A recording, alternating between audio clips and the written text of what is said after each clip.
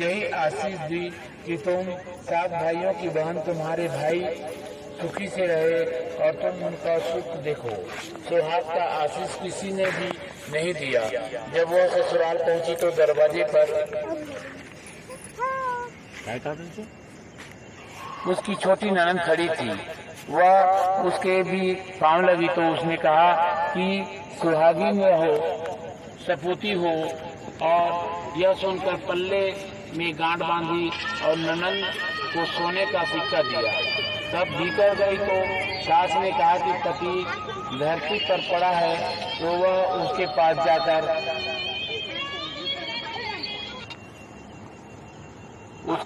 जाकर के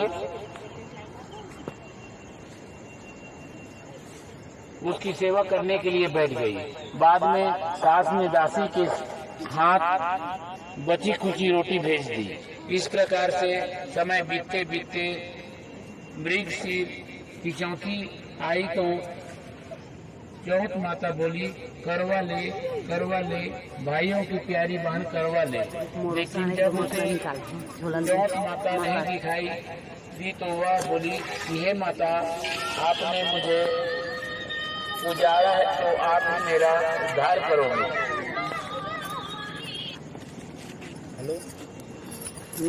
हेलो,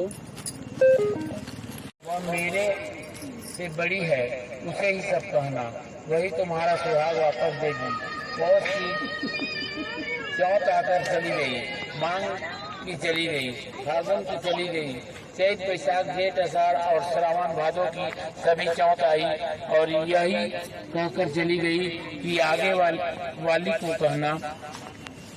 असौत की चौथ आई तो उसने बताया कि तुम पर कार्तिक की चौथ नाराज है, उसी ने तुम्हारा सुहाग लिया है, वही वापस कर सकती है। वही आएगी तो पांव पकड़कर विनती करना, यह बताकर वह भी चली गई। जब कार्तिक की चौथ आई तो इस स्कंद समाप्त हुआ। बोलो करवा मैया की जय।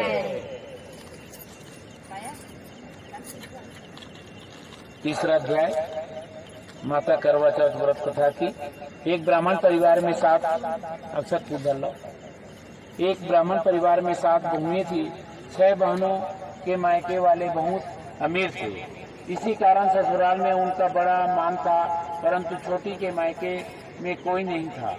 वह घर का सारा काम काज करती, सबकी सेवा करती, पर कोई भी उनसे प्यार नहीं करता। सभी दुष्कारते रहते थे।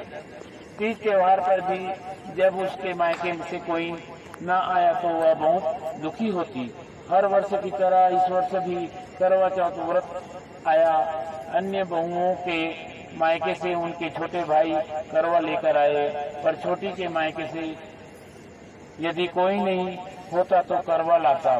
सास भी छोटी को खरी खोटी सुना रही थी। वह बहुत दुखी होकर घर से निकल पड़ी और जंगल में जाकर रोने लगी। एक नाग बहुत देर से उसका रोना सुनता रहा। अंत में वह अपने बिल से निकलकर आया तथा छोटी बहू से पूछने लगा, बेटी क्या बात है, तुम क्यों रो रही हो?